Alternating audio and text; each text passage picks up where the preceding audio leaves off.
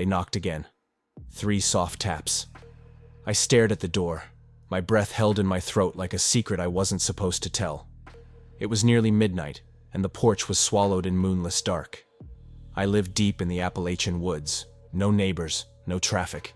Nobody just shows up here, especially not at night. The knock came again. Tap, tap, tap. "Never let them in," my grandmother used to whisper. "If they knock and don't say who they are, never, ever open that door." She was born in these mountains. She died here too. Sometimes I still hear her voice in my sleep. Sometimes I think I never stopped hearing it. "Let me in."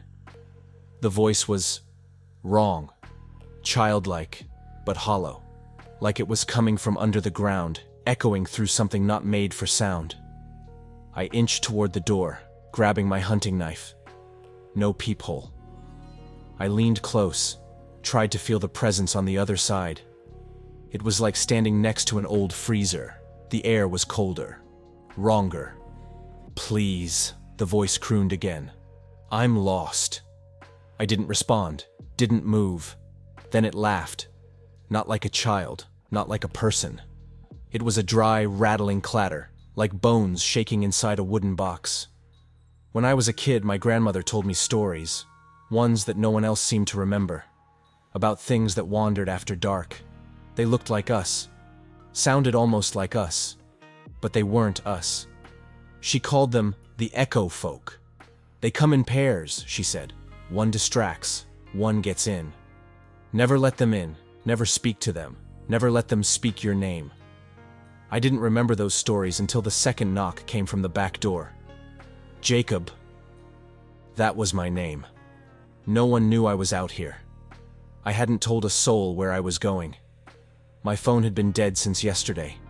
I'd come out to disconnect, to be alone. I backed away, nearly tripping over the old rug. The windows began to breathe, fogging and unfogging like something was exhaling through the glass. That sound again. The rattling laugh. Then I saw it. Through the narrow crack in the front door. A face. But it wasn't a face. It was a smear of features, stretched across something too long, too thin, too hungry. I ran to the mirror over the fireplace, an old habit from childhood. Grandma said they hated mirrors. I wanted to see myself, to be sure I was still me. My reflection was still. I wasn't. I lifted my hand. The reflection didn't. It smiled. The windows shattered all at once. The walls moaned, not creaked, moaned, like something ancient and rotten had wrapped itself around the house and squeezed. They were inside now. I didn't let them in, but I didn't stop them either. I saw shapes, crawling, jerking, wearing faces they had taken from memory. My mother, my old dog, my dead brother. All wrong. All wrong. They surrounded me. "We only come to those who forget," one said.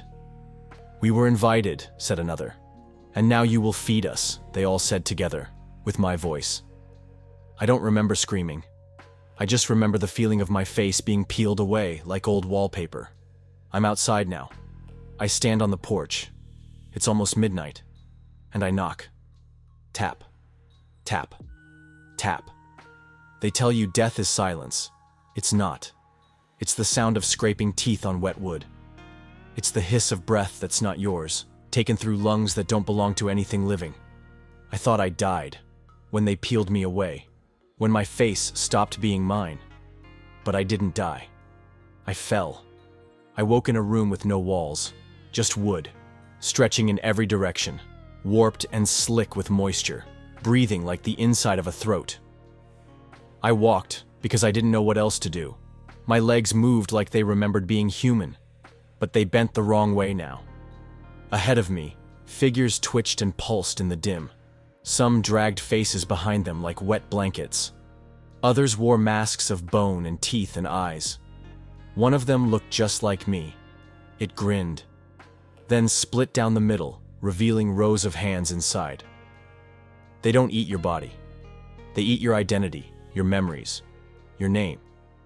And when they're done, they wear you. I heard voices in the dark. People I used to know. My father. My teacher. A girl I loved once. All whispering things I never said but remembered. I was tied. Not with rope, but with language. My name, etched into my skin like a brand. Every time they said it, I felt a piece of myself shatter off. Jacob, they chanted, around a bonfire made of door frames. Jacob, as their tongues twisted into shapes no mouth should form.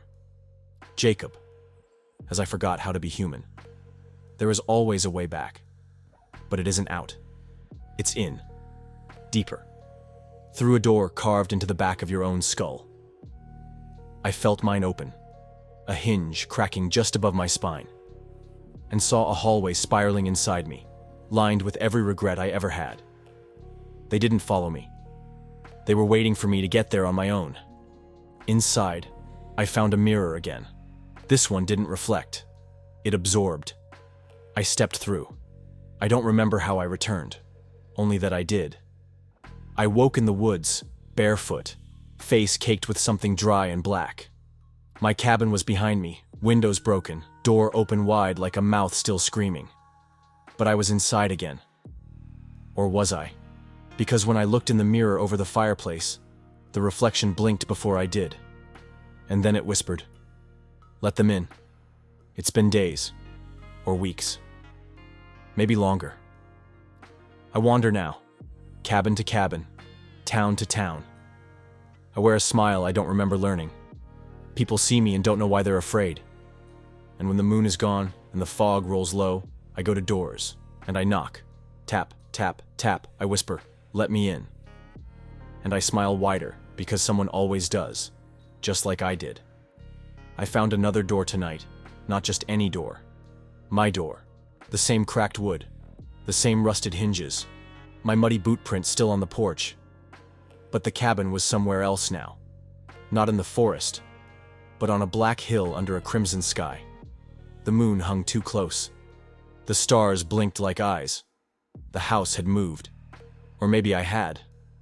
I approached the porch slowly, and then I saw me, looking out through the window.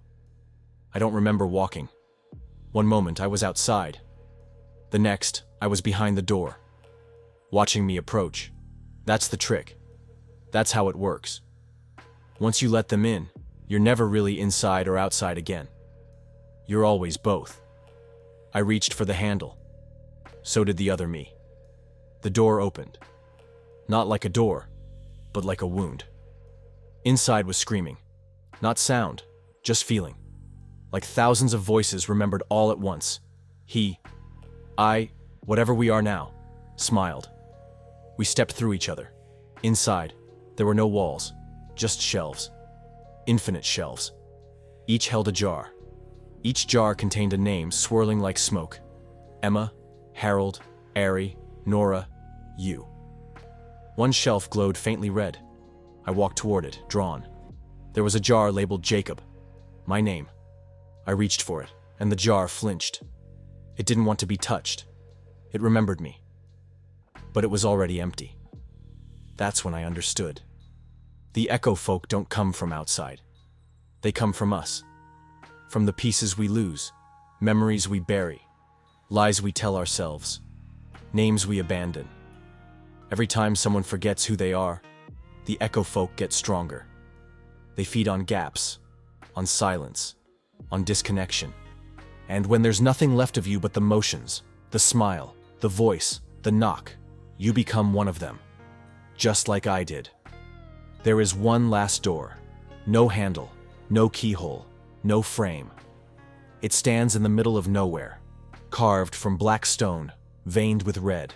It hums with a low frequency that makes your teeth ache.